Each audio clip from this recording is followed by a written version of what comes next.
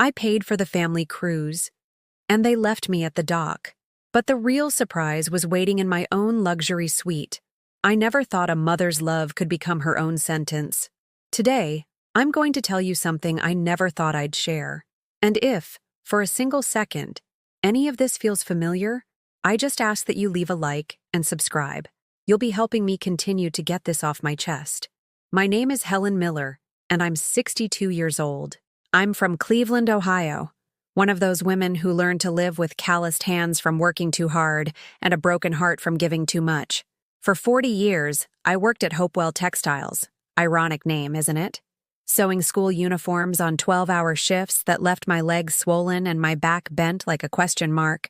My little house on the west side smells of drip coffee and the hydrangeas I planted when my kids were small.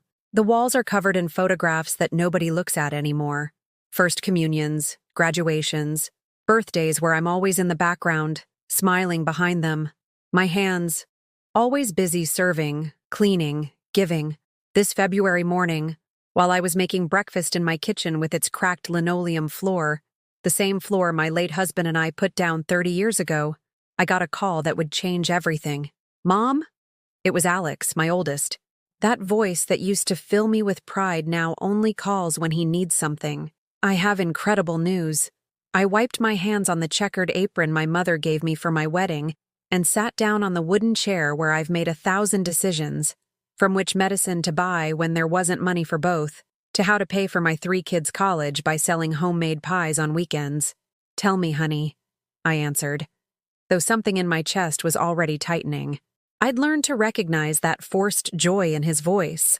Remember that cruise we've always dreamed of? Well, I found an amazing deal. 7 days in the Caribbean, leaving from Miami. The whole family together. Me, Patricia, the kids, Chloe and her husband, and Ryan with his new girlfriend. My heart sped up. I had always dreamed of a trip like that. To see the open sea, to wake up in a bed that wasn't my own, to eat without having to cook, to wear that blue dress I bought 2 years ago that still hangs in my closet with the tag on. It sounds beautiful, honey, but I need you to help with the payment, Mom. It's $10,000 total. I've already put down $2,000, but I need the rest. $8,000. The money I had saved selling pies and casseroles for 5 years. The money I kept in a cookie tin hidden behind the jars of jam I make every October. The money that was my security, my cushion for when my knees couldn't take any more shifts at the factory. And I'm going too, right? I asked in a small voice, though I already knew the answer from the silence that followed. Of course, Mom. Of course you are. It's a family trip.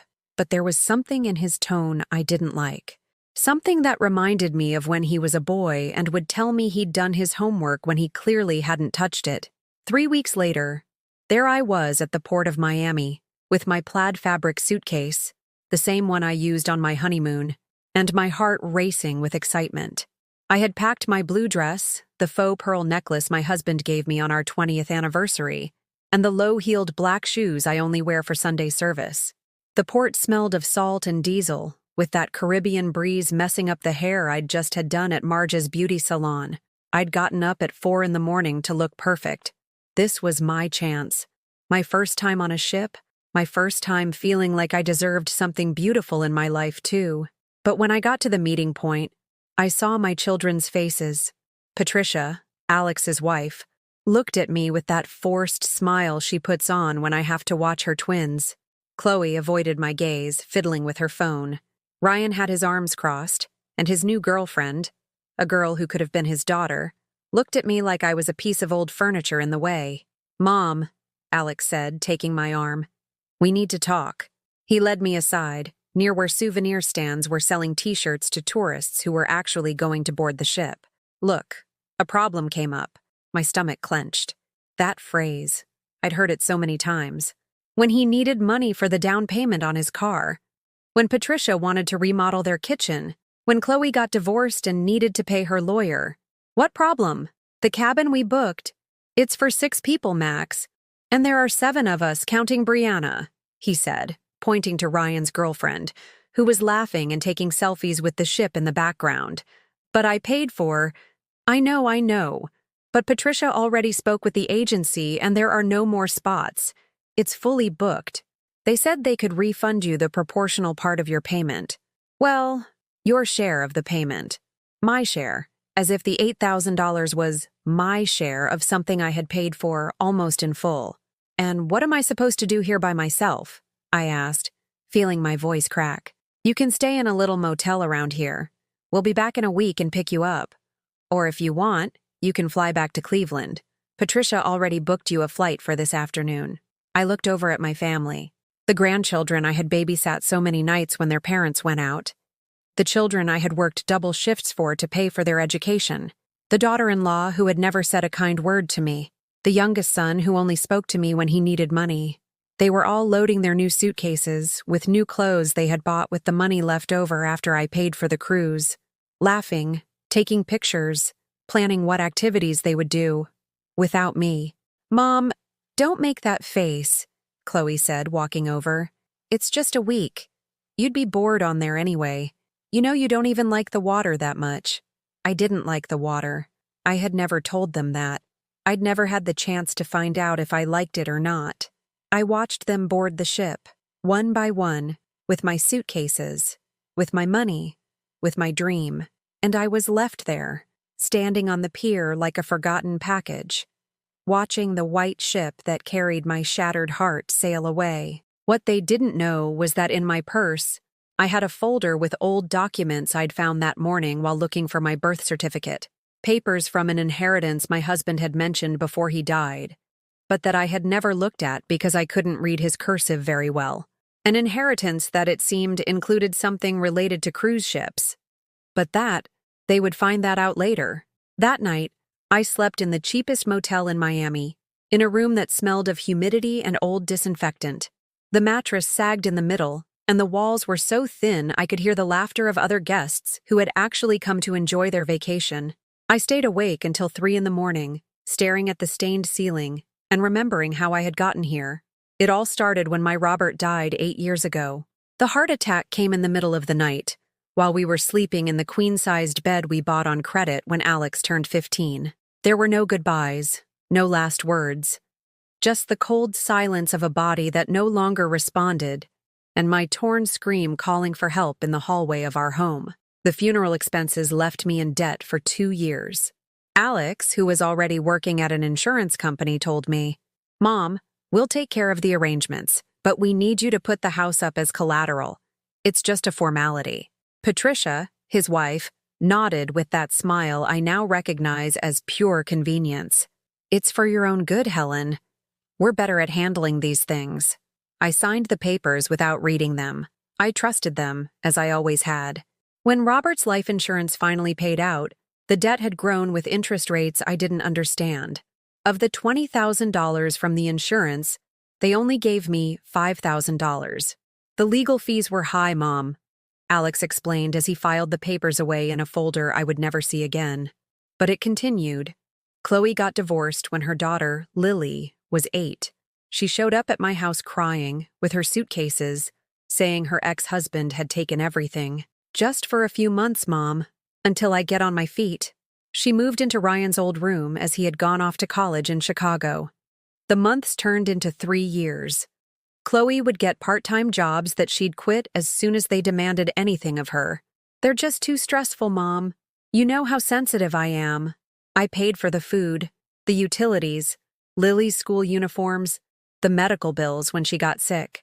Chloe went out on weekends while I looked after her daughter, did her laundry, and made her breakfast in bed on Sundays. One day, I came home early from the factory because a machine had broken down. I found Chloe in my kitchen, on the phone with a friend. "Can you believe it? I live here for free. My mom pays for everything.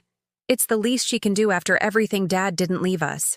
She was laughing, as if it were a joke, as if my sacrifice was normal, expected.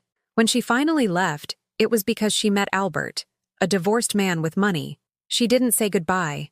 I just came home one day and her room was empty. She had left a note on my dresser. "Thanks for everything, Mom. You know where to find me if you need anything." But when I needed something, when I had my gallbladder removed and spent a week unable to work, her phone was constantly busy. Ryan was different, or so I thought. My baby, the last one, born when I thought I couldn't have any more children. He'd studied business with the money I saved selling pies at the factory gates for 2 years. Every dollar I earned on Saturdays and Sundays, standing under the sun with my folding table and my basket, was so he could have a better future. He graduated with honors. I was in the front row at the ceremony, in my black dress that I'd had altered by the neighborhood seamstress. I felt so proud when they called his name. My son, the professional, the one who was going to change our family's story. But when he got a job at a multinational corporation, his visits became sporadic. I'm swamped, Mom. This business world is really demanding. He'd come by every couple of weeks, sometimes once a month, always in a hurry, always checking his phone while I heated up his food. The first time he asked to borrow money was for the down payment on his car. It's an investment, Mom. A professional has to look the part. It was $5,000. Everything I had saved to fix the roof, which leaked every rainy season. I'll pay you back with interest in 6 months, he promised, as I handed him the stack of bills I'd kept in my cookie tin. 6 months turned into 2 years. Whenever I reminded him of the debt, he always had an excuse. I had extra expenses this month, Mom, but next month for sure. Or, aren't you embarrassed to ask your own son for money? You know that when I can, I'll give you so much more. Meanwhile, I kept waking up at 5 in the morning to get to the factory by 6. My co-workers, women my age with similar stories, would see me come in on Mondays with new dark circles under my eyes. Working the weekend again, Helen? My friend Sue, who operated the machine next to mine, would ask. Just made some pies to sell, I'd tell them. I didn't tell them it was to pay Ryan's car insurance because he was behind and they threatened to repossess it. I didn't tell them Patricia had borrowed $150 from my purse to pay for an emergency for the twins and had never paid me back. Sundays became double work days. While they were having relaxing brunches with their families, I was in my kitchen making pies from 4 in the morning. Dough, filling, spices, tins. My hands moved on autopilot while my mind calculated. If I sold 20 pies at $20 each, that was $400. Minus the cost of ingredients, I was left with $250 clear. It was what I needed for the electric bill that had come in higher that month. Patricia got used to calling me whenever she needed a free babysitter. Helen, we have a last-minute work thing. Can you watch the twins? The twins were 10, but they were as wild as colts. They'd arrive at my house and within 2 hours destroy what it took me all week to keep tidy. They'd break my plants, dirty the furniture, empty my refrigerator as if it were their own. When they left, I'd have to clean until midnight just to make the house presentable for the next day. They never paid me. They're your grandkids, Helen. It's natural for you to watch them. But when I asked them to drive me to a doctor's appointment or help me with groceries, they always had more important plans. The last time I got sick with the flu, I spent 3 days in bed with a fever. No one came. Ryan sent a text. Take care, Mom. Call if you need anything. Chloe sent voice notes on WhatsApp. Oh, Mom. Hope you feel better soon. We're all feeling a bit sick too, so it's better if we don't come over and spread more germs. Alex didn't even answer when I called. Patricia called me back 2 days later. Sorry, Helen, we were at Alex's parents' house. Are you feeling better? Alex's parents. The other grandparents, who also deserved quality time with their grandkids. The grandparents who had money to take them to theme parks and buy them expensive toys. The grandparents who asked for nothing in return. And I was still the grandmother who paid, who cared, who sacrificed. The one who was always available when they needed me, but who was left alone when I was the one who needed something.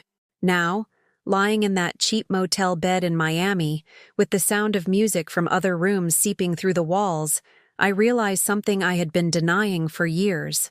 I wasn't part of their family. I was their unpaid employee, their personal bank, their safety net. But I wasn't their beloved mother, their valued grandmother, their respected woman.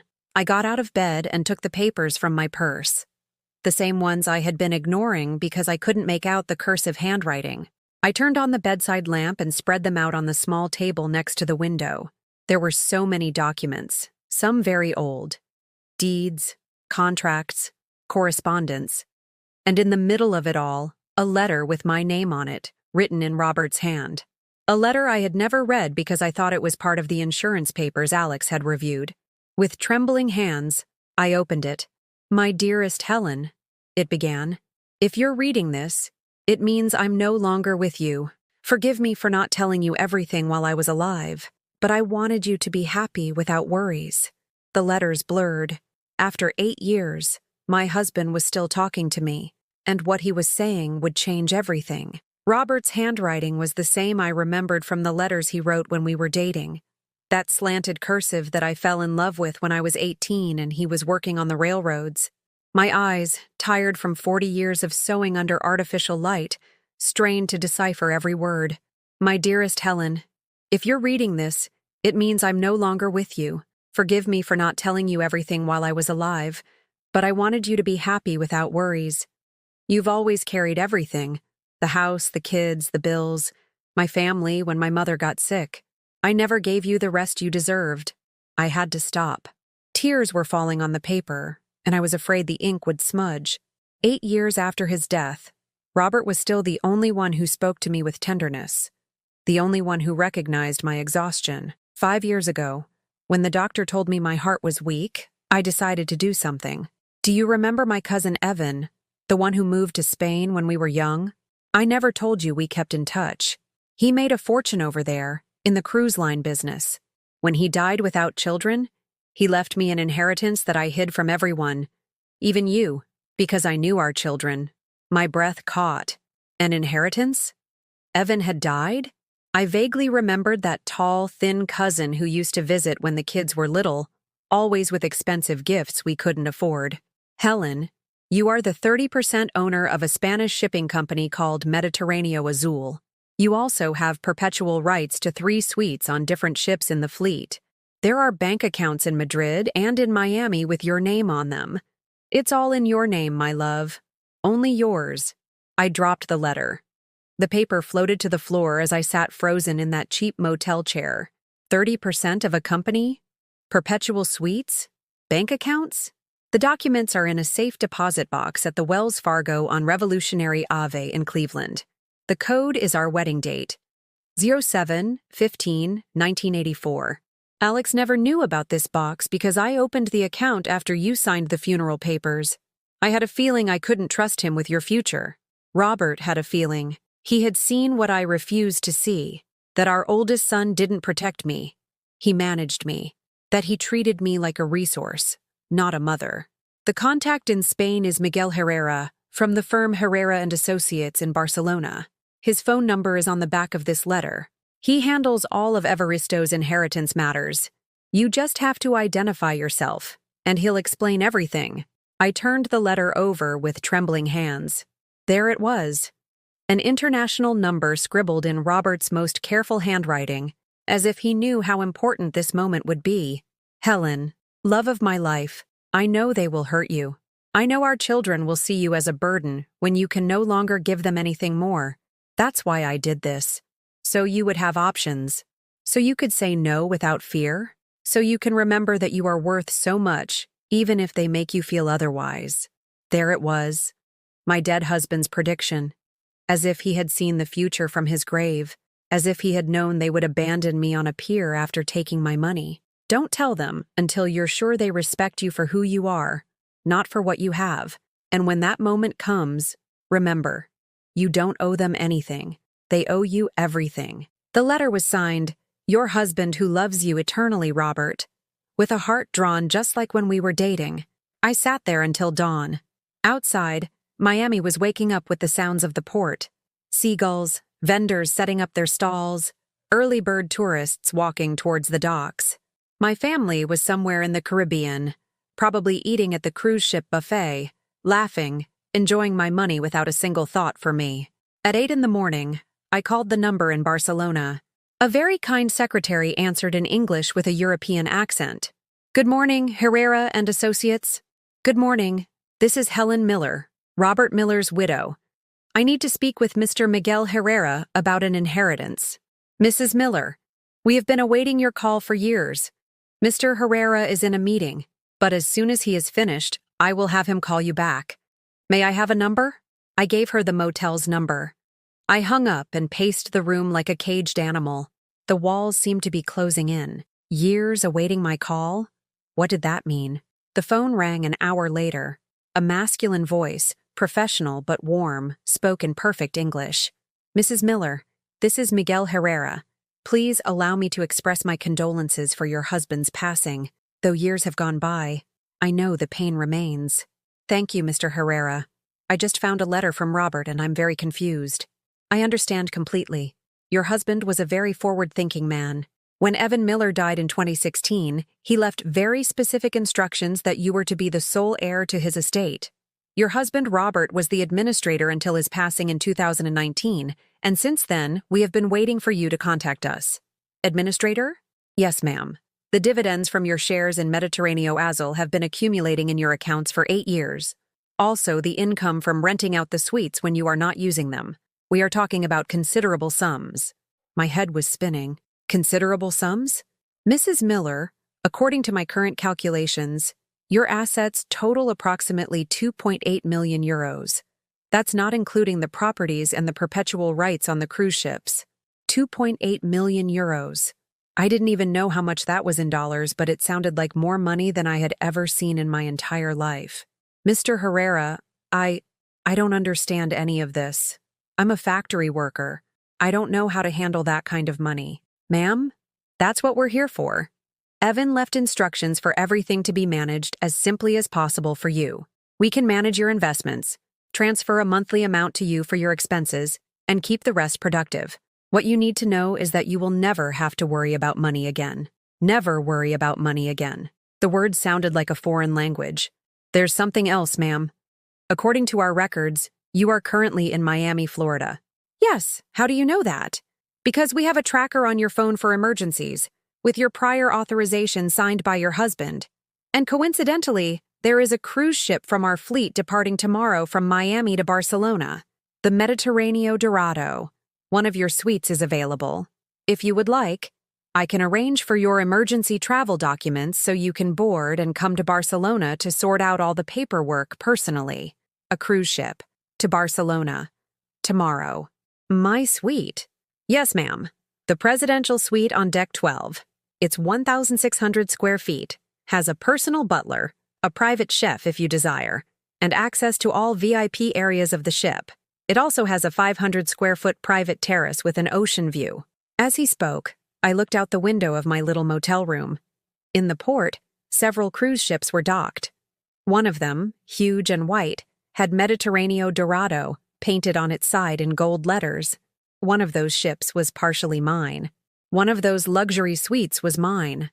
And my family, who had abandoned me like a dog on the pier, had no idea.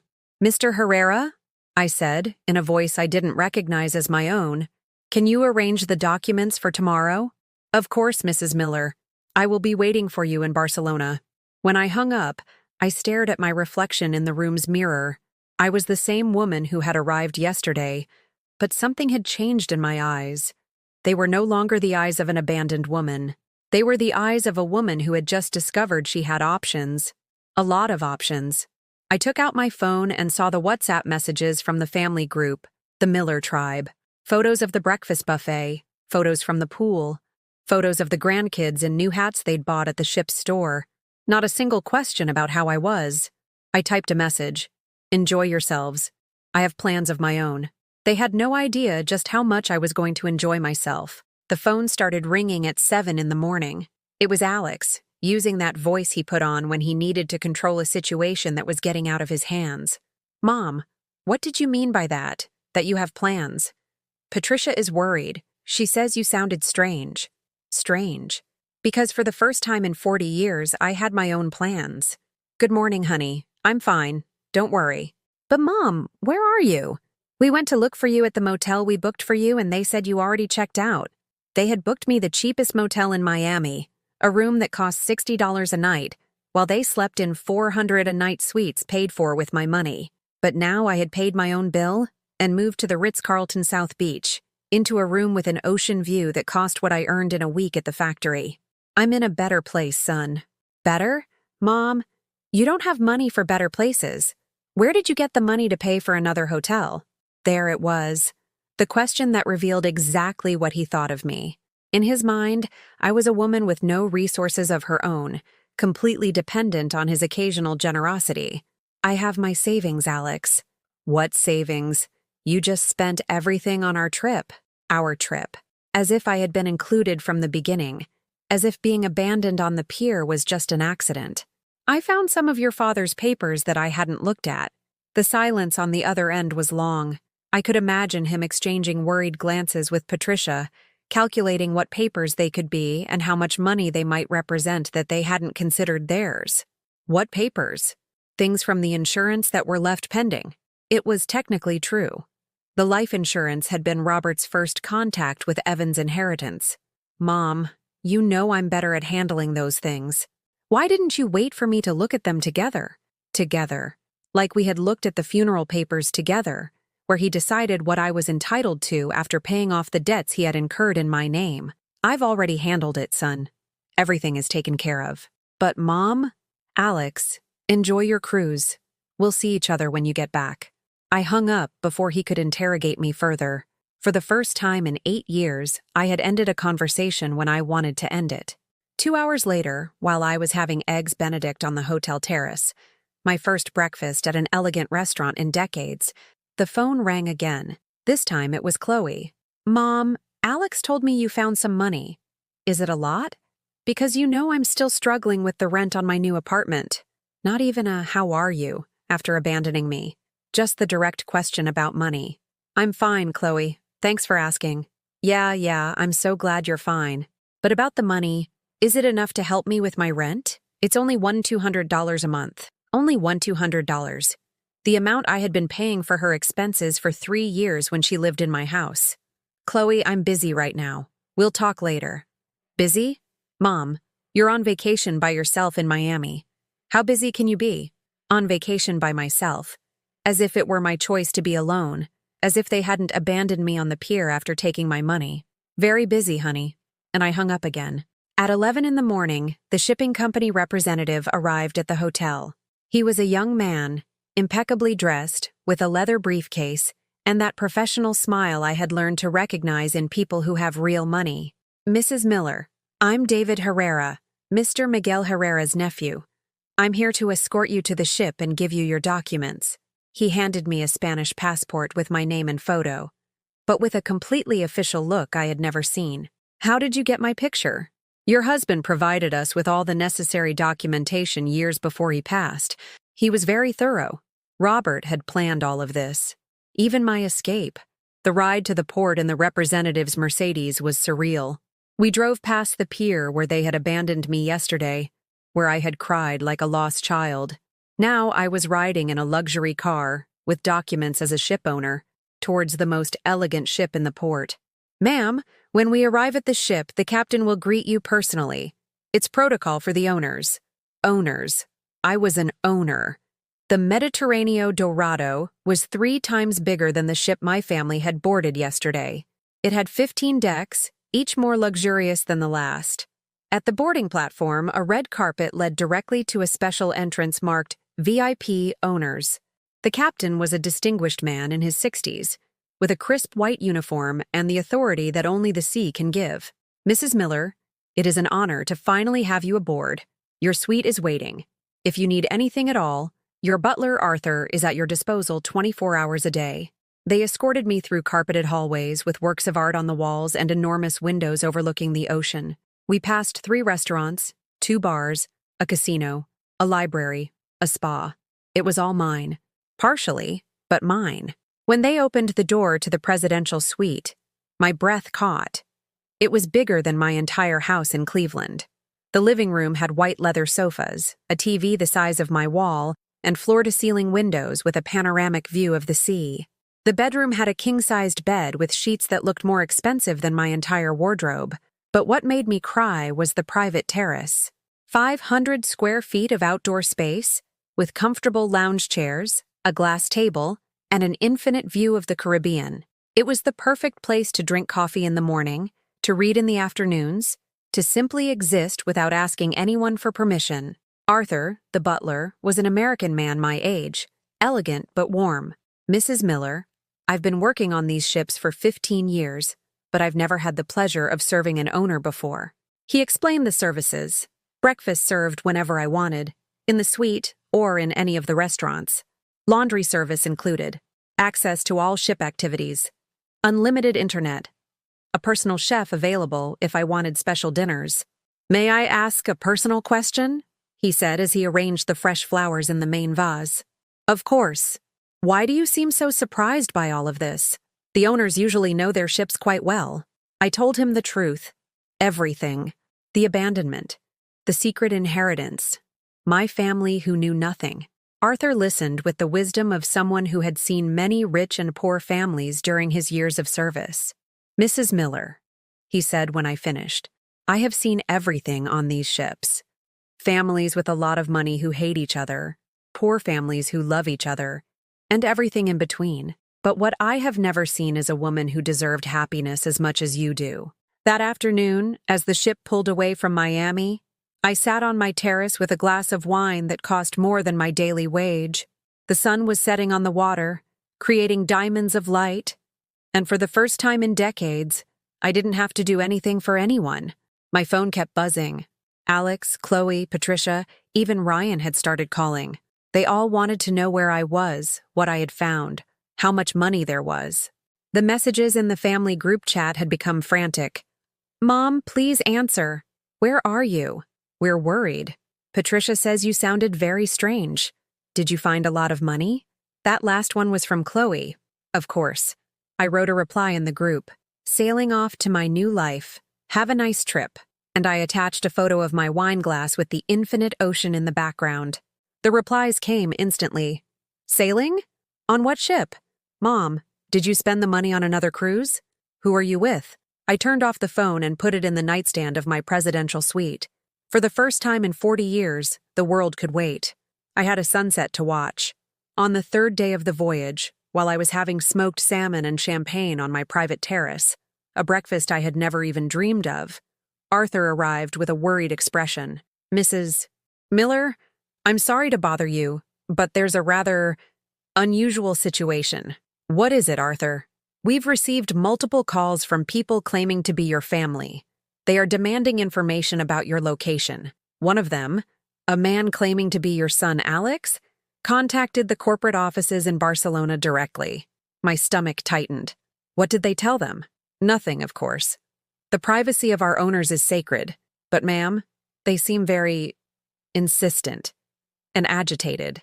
It was only a matter of time.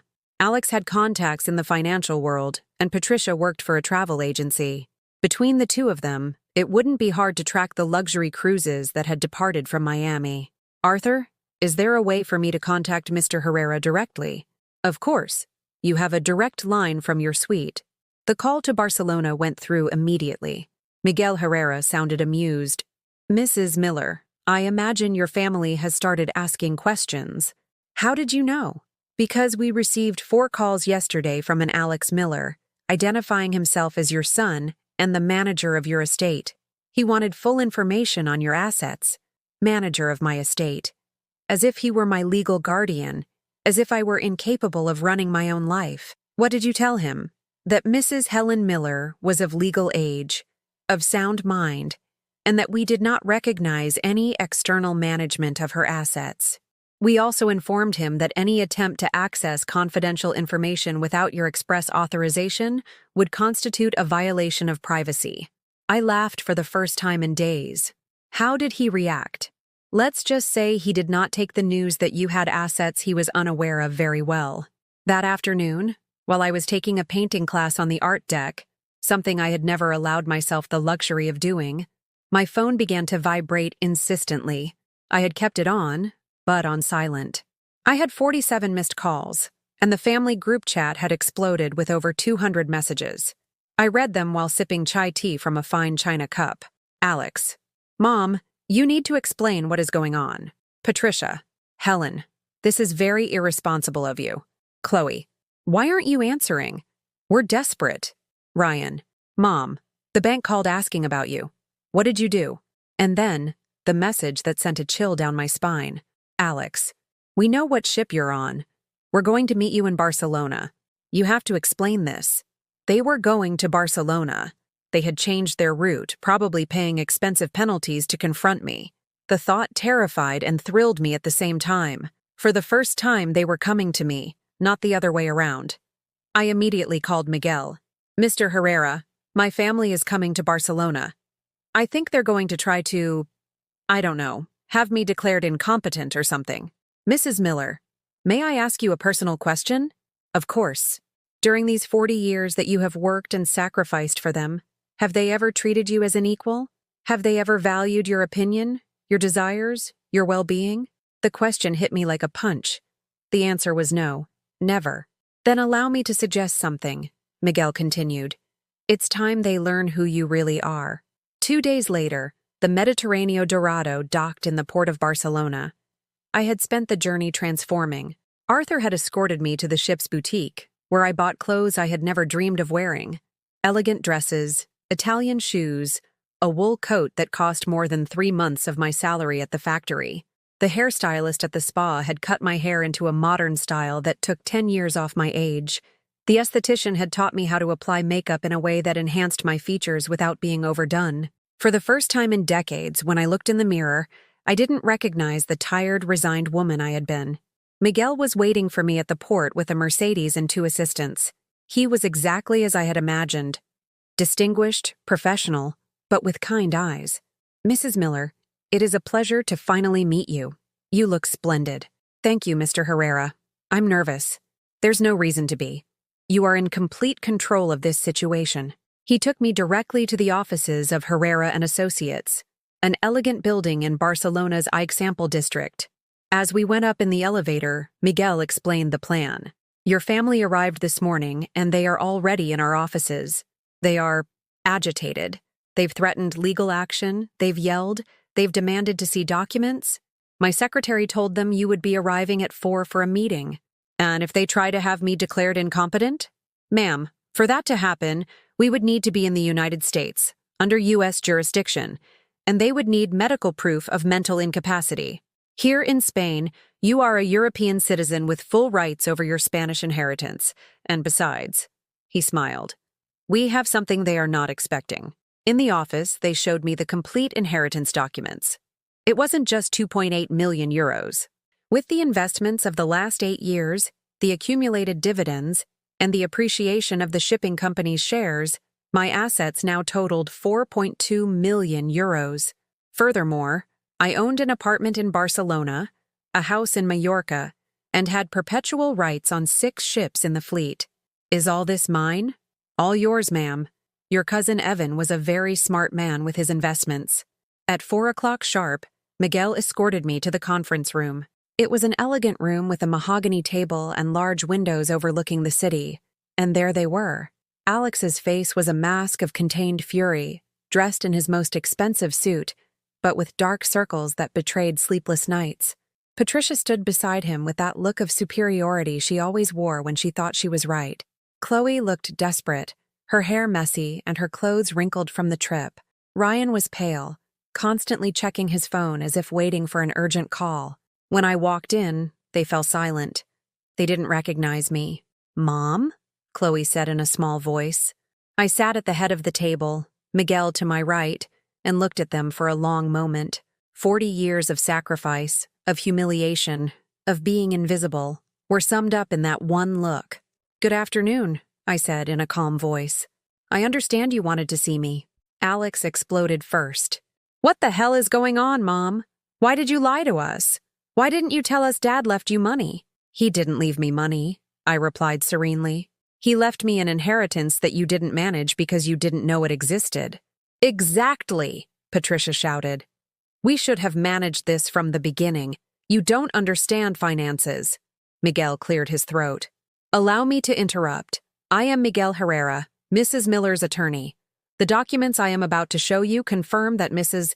Miller is the sole owner of these assets. There are no co-owners, no designated managers, no family trusts. He passed them copies of the documents. I watched their faces as they read the figures. Chloe turned white. Ryan dropped the papers. Alex's mouth fell open. 4 million euros, Patricia whispered. 4 million euros, And you let us pay for the cruise. I paid for it. I corrected her. You excluded me from the trip after taking my money. But it was a misunderstanding, Alex yelled. We didn't know you had all this. Exactly, I said, standing up. You didn't know I had anything of value beyond what you could extract from me. And when you thought I was no longer useful, you discarded me. Chloe started to cry. Mom? We love you. We've always loved you. Do you love me? I asked. Or do you love what I do for you? The silence that followed was deafening. Because I loved you. I continued. I loved you so much that I let you use me for decades. Let you treat me like a maid, a personal bank, a free babysitter. But never like your mother. Ryan finally spoke. Mom, we can fix this. We can be a real family now. Now that you know I have money, it's not about the money, isn't it? I looked him straight in the eye. When was the last time you called just to see how I was? When was the last time you invited me to your house without asking me to bring something or watch someone? When was the last time you remembered my birthday without me reminding you? He couldn't answer. None of them could. You'll be staying in Barcelona for a few more days, I told them. So will I. You will have time to think about what kind of relationship you want to have with me. But the rules have changed. Now, I'm the one who decides. I walked out of the room, leaving them with their shouts, their reproaches, their desperate attempts to regain the control they would never have over me again. That night, I slept in my Barcelona apartment for the first time. It was a penthouse in the Gothic quarter with 3 bedrooms, a terrace overlooking the cathedral, and furniture that looked like it was out of a design magazine. Evan had good taste in property. I didn't sleep a wink. Not from nerves, but from the incredible feeling of being in my own bed, in my own house, without owing anyone an explanation. I got up several times just to walk through the rooms, touching the furniture, opening the windows, confirming it was all real.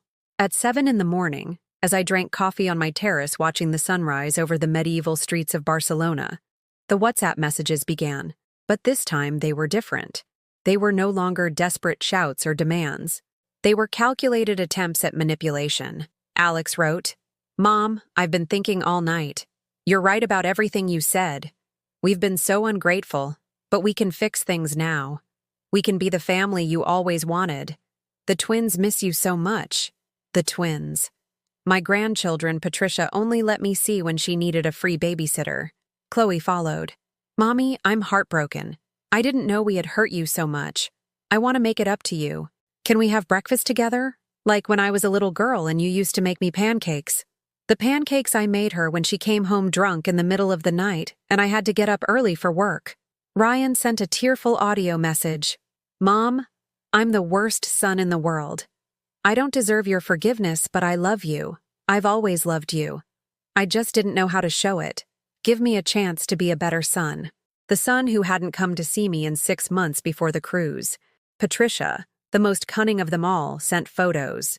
The twins holding signs that said, We miss Grandma Helen and sorry Grandma. 10-year-old children holding messages she had obviously written. My phone rang. It was Miguel. Good morning, Mrs. Miller. How did you sleep in your apartment? Strangely well, all things considered. I imagine you've already received the first attempts at reconciliation. How did you know? Because yesterday, after you left, they stayed in the office with me for another 2 hours. They wanted to know exactly how much money you had, if there was a will, if they were listed as heirs. They also asked if there was any legal way to question your mental capacity. My blood ran cold. What did you tell them? The truth. That you are in perfect mental health, that your assets are entirely your own, and that any will would be your exclusive decision. I also reminded them that attempting to declare someone incompetent without solid medical grounds is a crime in Spain. How did they react? Your son Alex asked how much I charged you per month. I believe he was calculating if he could offer me more to switch sides. The manipulation knew no bounds. Mr. Herrera, may I ask you a favor? Anything you need. Can you tell them that I will be available to meet with each of them individually, but with specific conditions? At 11 that morning, Miguel called me back with their reactions. He had communicated my proposal, an individual conversation with each of them on neutral ground, with no shouting, no blackmail, no desperate promises, just honesty. Alex said yes, but he wanted to bring Patricia. I told him it was individual. He was not happy. Chloe? She accepted immediately, but she asked if it could be somewhere expensive because she wanted to experience the good life. Typical Chloe. Even in her apology, she was looking for a personal benefit. Ryan? He started crying again. He said he didn't deserve to speak with you, but if you would allow it, he would go anywhere. And Patricia? She was interesting. She said it was absurd for you to behave like a rebellious teenager, that mothers shouldn't punish their families for misunderstandings, that the grandchildren needed stability, and that you were being selfish. Patricia hadn't changed at all. To her, I was still the employee who had stepped out of line. I decided to start with Ryan. He was the youngest, the one who had shown the most genuine remorse, and honestly, the one who had hurt me the most because he had been my baby. We met on the terrace of the Hotel Arts, overlooking the Mediterranean Sea. He arrived with red eyes and trembling hands. He looked exactly like he did as a child when he had broken something valuable. "Mom," he said before sitting down, "I don't know where to start." "Start with the truth." He collapsed into the chair as if his bones had been removed. "The truth is, I got used to you being there. Always available, always willing to help, always putting our needs before your own. I got so used to it that I stopped seeing you as a person. It was the most honest thing I had heard from any of them in years." "Go on." "When I got the job, I felt so important. I had money. I had status. I had a pretty girlfriend who I could show off to her friends. But every time I came to see you, you reminded me of where I came from poverty, from the struggle, from the sacrifices you had made for me to be there." His eyes filled with tears. "And instead of thanking you, I started to resent you for reminding me. I started to see you as a liability, as something to be ashamed of in front of my new life. And the money I lent you? I never planned to pay you back," he admitted. "I thought it was your obligation to help me, that you had already invested so much in me that you had to keep investing so the initial investment wasn't lost." I laughed bitterly, as if I were a company. "Exactly. I saw you as my personal investor, not my mother." We sat in silence. A seagull cried overhead, and the Mediterranean waves broke gently against the shore. "And now?" I asked him. "Now I realize I lost my mom years ago. Not because you died, but because of my selfishness. And I don't know if you can forgive that. Ryan, do you love me? Or do you love what I do for you?" He thought for a long time before answering. "Honestly, I don't know. I've been taking advantage of you for so many years that I don't remember what it feels like to love you without asking for anything in return." It was the most painful and most honest answer he could have given me. "But I want to learn," he continued. "I want to remember what it was like to love you when I was a kid, and you were my hero, not my personal bank." I looked at him. My baby, my youngest son, the one I had carried when he had pneumonia, the one I had defended at school when other kids made fun of his cheap clothes, the one who had become a stranger who used me. "Ryan, do you know what the saddest part of all this is?" "What?" "That I would have kept giving you everything, even now that I know how you see me, because that's how mothers are. But for the first time in my life, I'm not going to." He broke down completely. "Mom, how can I fix this? You can't fix it all at once. Maybe you can never fix it completely. But if you really want to try, you're going to have to learn to love me without expecting anything in return. And I'm going to have to learn to love you without giving everything in return. Will you give me that chance?" "A chance, yes. But on my terms, Ryan. On my terms and at my pace." He nodded like a small child. "Can I ask you something?" "Of course. Are you going to write us out of the will because of what we did?" And there it was. Even in his most sincere repentance, the question about the money was still there.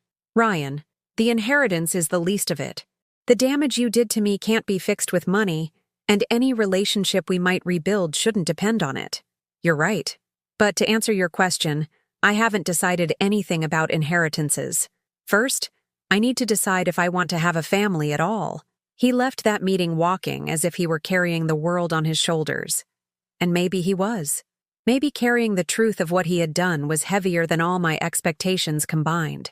That night, as I ate dinner alone in my apartment overlooking the illuminated cathedral, I wondered if I could ever forgive them completely, if we could ever be a real family, or if this wound would just stay open between us forever. But for the first time in 40 years, the decision was mine. Tomorrow I would have my conversations with Chloe and Alex. And after that, I would decide what kind of future I wanted to build. Chloe arrived 30 minutes late for our meeting at the cafe in the Palau de la Música Catalana. When I saw her walk in, my heart sank. She was wearing a dress I recognized immediately. She had borrowed it from me 2 years ago for a job interview she never went to. She'd just kept it. "Sorry, Mom," she said, kissing my cheek with that forced familiarity she used when she wanted something. "This place is just gorgeous." I was taking pictures for my Instagram. She sat down and ordered the most expensive things on the menu without looking at the prices. Iberian ham, Catalan wine, artisanal desserts, as if we were celebrating something. "How did you sleep?" I asked her. "Awful. The hotel Alex picked is so expensive, but the beds are hard as a rock. Not like the luxury mattresses you must have now." There it was. Not 5 minutes into the conversation, and she was already comparing, calculating, suggesting that I had something she deserved more. "Chloe, be honest with me. Why do you think we're here?" "Because we misunderstood a few things about the cruise. It was a logistical error, Mom. These things happen on family trips." "A logistical error?" "Yeah. Patricia got the reservations mixed up. She thought your ticket was refundable. That's why you didn't get on the ship." I just stared at her. After everything that had happened, after all the truth that had come to light, Chloe was still trying to sell me the sugar-coated version. "Chloe, I paid $8,000 for that cruise, all of my savings." I know, and we'll pay you back when we can, with interest." "When will you be able to?" "Well, now that we know you have money, maybe it's not so urgent, right? I mean, what do you need $8,000 for when you have millions?" And there was the truth. In her mind, because I had money, what they had stolen from me no longer mattered. "Do you know what hurts the most about all this, Chloe?" "What, Mommy?" Her voice turned sweet, like when she was a little girl preparing to apologize for something she was about to do again. "That you're still lying to me. Even now, when you know that I know the truth, you're still trying to sell me your version of events." Her fake smile faltered a bit. "I'm not lying to you. Chloe, you abandoned me on the pier after taking my money. It wasn't a logistical error. It was calculated cruelty." "You're exaggerating, Mom." "Exaggerating?" My voice rose just enough for other patrons to turn their heads. "Was I exaggerating when I supported you for 3 years in my house while you went out partying on weekends? Was I exaggerating when I took care of Lily while you disappeared for days at a time? Was I exaggerating when I paid for her school, her clothes, her medicine? That's different. You're my mother. Mothers are supposed to help. And are daughters supposed to use their mothers?" Chloe crossed her arms. Her mask of remorse was slipping off fast. "You know what, Mom? You've always been so dramatic, always blowing things out of proportion. We never asked you to work so hard. We never asked you to sacrifice so much. Those were your choices." I was frozen. "My choices?" "Yes. You chose to have 3 kids. You chose to support them. You chose to work extra to pay for their things. Nobody forced you." "Chloe, I was 18 when Alex was born. I was a child myself." "Well, you're an adult now. It's time you stopped billing us for choices you made when you were young." Billing us. As if asking for basic respect was sending an invoice. "So everything I did was my fault for having you?" "It's not your fault, Mom. But it's not our problem either." The rage I felt in that moment was so pure, so white-hot, it almost blinded me. This woman, who had lived in my house for free for years, who had used my car, eaten my food, spent my savings, was telling me that my entire sacrifice had been my own personal problem. "And what about Lily?" I asked, my voice dangerously calm. "What about her? Do you tell her that everything her grandmother did for her was just the grandmother's personal problem? Or do you expect her to support you when she's an adult?" Chloe turned pale. "That's different." "Why?" "Because I'm her mother, and I was yours." She fell silent. For the first time in the entire conversation, she didn't have a quick answer. "Chloe, do you love me?" "Of course I love you." "No. Do you love me, or do you love what I do for you?" "It's the same thing." "No, it's not." "Mom, Love is shown through actions, through sacrifices, through being there when you're needed. Exactly. And I've been there for 40 years. When have you been there for me? Another silence. Longer this time. When I had my gallbladder removed, who came to take care of me? I was busy. When I had pneumonia last year, who brought me medicine? I had to work. When I turned 60, who remembered my birthday without me reminding them? She didn't answer anymore. She just stared at her plate of Iberian ham as if it held the secrets of the universe. Chloe, the conversation I had with Ryan was difficult, but at least he was honest. He admitted his mistakes. He recognized how he had used me. I haven't used you. No? No, I love you. I've always loved you. When was the last time you called me just to see how I was doing? I don't keep track of things like that. I do. It was 2.5 years ago. You called because Lily had a fever and you needed me to come watch her while you went to a party. Chloe's face flushed. That's not fair. You call me when you need things too. Like what? Like when you need a ride to the doctor. Chloe, in 8 years you've given me a ride to the doctor once, and you were late. Well, I've been there for you in other ways. Which ways? She fell silent again. This time the silence stretched on so long that the waiter came over to ask if we wanted more wine. Mommy? She finally said in a small voice. What do you want me to do? What do you want me to say? I know I haven't been the best daughter, but things can change. How? We can spend more time together. I can visit more. I can call you more often. And what else do you want? Chloe, it doesn't even occur to you to say that you'll stop asking me for money. She shifted uncomfortably. Well, it's just that sometimes a person needs help. And I never need help? You're stronger than I am. No, Chloe. I'm more useful than you are. There's a difference. She burst into tears. But they weren't Ryan's tears of remorse. They were tears of frustration, of anger at not being able to control the situation like she always had. It's not fair, she sobbed. It's not fair that you have money now and you're punishing us with it. I'm not punishing you. I'm revoking the permission I never should have given you. What permission? The permission to use me. I walked out of the cafe, leaving her crying over her 40-euro plate of ham. I walked down Las Ramblas, taking deep breaths, trying to process the most toxic conversation I had had with my daughter in years. My phone rang. It was Miguel. Mrs. Miller, how did it go? Worse than I expected. That bad?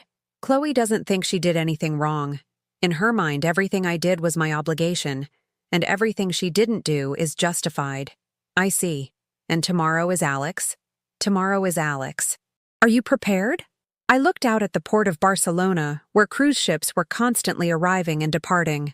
I thought of my presidential suite, my apartment, my new life.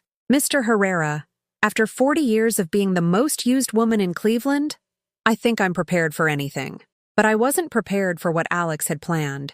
Alex didn't come alone.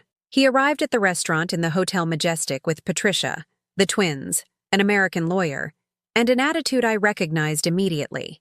He was coming for a fight. Mom, he said without greeting me, we need to talk. The twins, my 10-year-old grandsons, looked at me with confused faces. Patricia had dressed them in their most formal clothes, as if this were a solemn occasion. The lawyer was carrying a briefcase and had that serious expression of men who charge by the hour. Good morning, Alex, Patricia, boys. I sat across from them at the table Miguel had reserved. He was by my side with his own folder of documents. Mom, this is Mr. Davies from my firm's legal department in the U.S. He flew out specially to join us. The American lawyer extended his hand. Mrs. Miller, a pleasure. I'm here to represent the family's interests in this matter. The family's interests? I asked. Miguel cleared his throat. Pardon me, but Mrs. Miller already has legal representation. Any matter you wish to discuss can be handled between counsels, if necessary. Alex looked at me with the coldness he had perfected in his years in finance. Mom, this has gotten out of hand.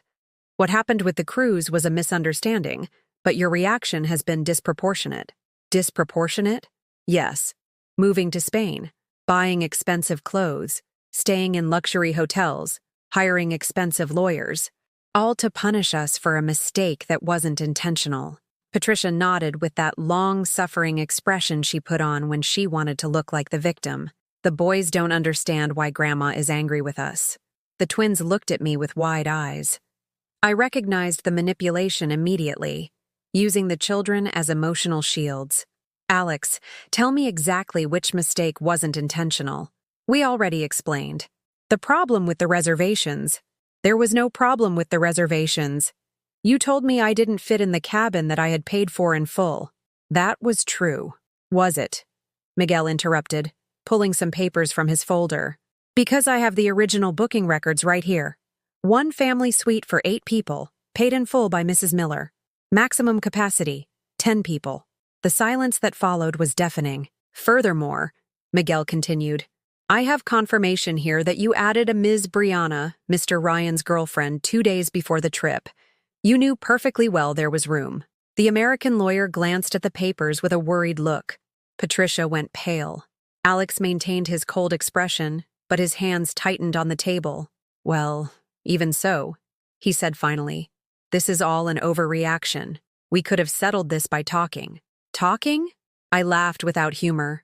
Alex, when have we talked in the last few years? When have you called me for anything other than asking for money, favors, or information about my finances? I don't. When was the last time you invited me to your house? When was the last time you celebrated something with me? When was the last time you asked how I was doing unless it was because you needed something? The twins exchanged glances. They were hearing every word, and probably understanding more than their parents realized. Mom, you're being dramatic. You've always been this way. Dramatic for wanting to be treated like your mother and not your employee? No one treats you like an employee. Miguel intervened again. If I may, I have some interesting records here. He produced more papers. Bank transfers from the last 8 years. Mrs. Miller has given you, among all of you, roughly $50,000, not including costs for childcare, meals, and various utilities. $50,000? Patricia looked genuinely shocked. Yes, Miguel continued. And here are the records of reciprocity. Money you have given to her, gifts, invitations paid for by you, services you provided without her asking. He flipped through the pages theatrically. $0. The silence stretched out. Even the twins seemed to be processing the information. This is ridiculous, Alex finally exploded. She's my mother. Mothers are supposed to help their children. And are children supposed to help their mothers? I asked him. When it's necessary. And when have you ever considered it necessary to help me? You've never needed help. You've always been independent. Independent? My voice rose. Alex, I have been working since I was 17. I've worked double shifts to pay for your education. I've sold pies on weekends to cover your emergencies. Is that independence, or is it survival? Well, now you have money. Now I have money that you didn't know existed. What would have happened if I didn't have it? If I had lost my job? If I had gotten sick? Patricia chimed in with that syrupy voice she used to manipulate. Helen, obviously we would have taken care of you. Like you took care of me when I had pneumonia? Like you took care of me when I had my surgery? Like you took care of me on my 60th birthday? One of the twins, the smaller one, timidly raised his hand. Can I ask something, Grandma? Of course, honey. Why are Mommy and Daddy mad because you have money? The innocent question from a 10-year-old cut deeper than all of Miguel's legal arguments. Patricia flushed red.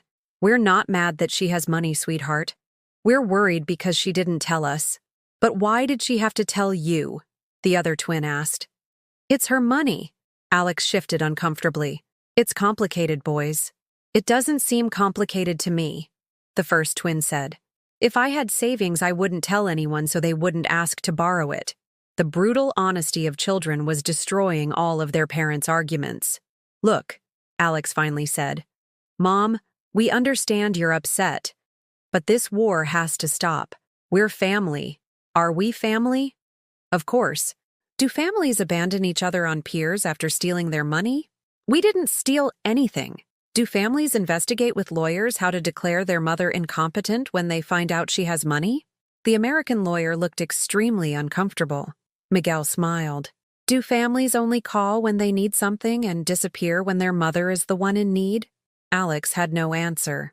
Alex, I'm going to tell you something I should have told you years ago, I continued. You don't love me. You manage me. You see me as a family resource that should always be available for your needs, but should never have any needs of its own. That's not true, isn't it? Tell me one thing you know about me that has nothing to do with what I do for you. Tell me my favorite color. Tell me what music I like. Tell me what my biggest dream is. He drew a blank. You know what, son? I didn't know the answers to those questions either until a week ago. Because for 40 years, I didn't exist as a person either. I only existed as your useful mother. I stood up. But that's over now. What does that mean? Patricia asked in a choked voice. It means you're going to have to learn to love me for who I am, not for what I do for you. And I'm going to have to learn to exist without needing your approval. And what if we can't? Alex asked. For the first time in the conversation, his voice sounded vulnerable. Then you're going to have to learn to live without me. The twins stared at me with huge eyes. Aren't you going to be our grandma anymore? The younger one asked. I knelt down to their level. I will always be your grandma, honey. But it's going to be different. You're going to have to come visit me because you want to be with me, not because your parents need a babysitter. You're going to have to call me because you miss me, not because you need something. Do you understand? They nodded solemnly. And are you going to come visit us in Cleveland? The older one asked. I don't know yet, sweetie. First, I have to decide where I want to live. 6 months later, I was sitting on the terrace of my house in Mallorca, watching the sunrise over the Mediterranean. I had decided to stay in Spain. Cleveland had too many memories of the woman I used to be. Ryan called me every week. Short conversations, never asking for anything. He had started paying me back the money he owed me, without my asking. Chloe sent occasional messages, usually when she needed something, but sometimes just to tell me about Lily. Alex and Patricia hadn't contacted me since Barcelona, but the twins had. They sent me drawings in the mail, videos telling me about school, pictures of their projects. Their calls were the highlight of my weeks. Miguel knocked on the door to my terrace. Good morning, Helen. How did you sleep? Better and better. He sat with me to watch the sea. Do you ever regret it? He asked. Regret what? Setting boundaries. Pulling away. I thought about the question as a seagull glided over the waves. Do you know what I've learned, Miguel? What? That love without respect isn't love. It's dependency. And that being needed isn't the same as being valued. And do you think you can ever have a different relationship? Maybe, but it has to be because they want to change, not because I need them to change. And in the meantime? In the meantime, I said, smiling for the first time in months, I'm going to learn who I am when I don't have to be a mother to anyone but myself. That afternoon, as I walked through the market in Palma, buying ingredients for a dinner that only I was going to enjoy, I realized something. For the first time in 40 years, I was completely free. And for the first time in my life, that was enough. Have you ever experienced something like this? Do you know someone who sacrificed so much for their family that they forgot themselves? Tell me about it in the comments. If this story touched your heart, please give it a like and subscribe to the channel. Maybe there's someone else who needs to hear that their worth doesn't depend on what they give, but on who they are, and that it's never, ever too late to start over.